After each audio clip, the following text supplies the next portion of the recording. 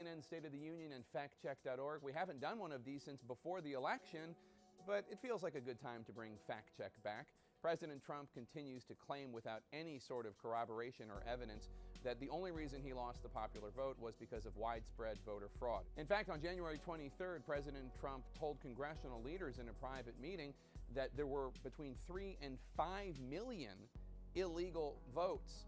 Now, Press Secretary Sean Spicer was asked about this claim and any evidence to back it up. Here's what he had to say. Does the president believe that millions voted illegally in this election? And what evidence do you have of widespread voter fraud in this election, if that's the case? The president does believe that.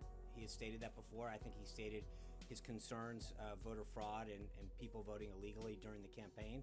And he continues to maintain that belief based on studies and evidence that people have presented to him. Okay, so it's his belief, we get it, but is there any proof, any evidence? Here's what Spicer had to say about that. There's been studies. There's one that came out of Pew in 2008 that showed 14% of people who have voted were non-citizens. Is that true? A Pew study in 2008 suggesting that 14% of the people who voted were non-citizens? No, that's not true.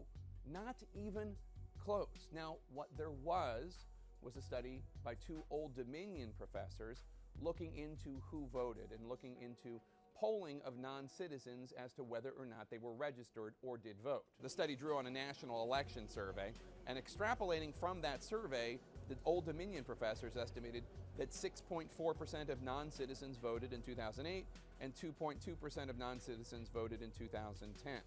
Now, this is very important. The study was blasted in a rebuttal paper written by a Harvard professor who helps to maintain the voting database on which the study was based. The Harvard professor attributed the results to measurement error, people checking the wrong box on a survey. He noted, for example, that a small number of people had marked in some years that they were non-citizens, but not in other years. Now, there was a Pew study, a separate study, and that was invoked in the interview that ABC News did with President Trump. Take a listen. What you have presented so far has been debunked. It's been called false. Take a look at the Pew reports. I called the author of the Pew report last night, and he told me that they found no evidence of voter fraud. Really? Then why did he write the report? He said no evidence of voter fraud. Excuse me. Then why did he write the report? Why did he write the report? ABC News did not answer the question, so I'll make an attempt right now. Mr. President, the 2012 Pew study was a report to bring attention to outdated voter rolls. Not to voter fraud, but to outdated voter rolls. The Pew study found that about 24 million voter registrations, about 1 in every 8, is inaccurate or no longer valid.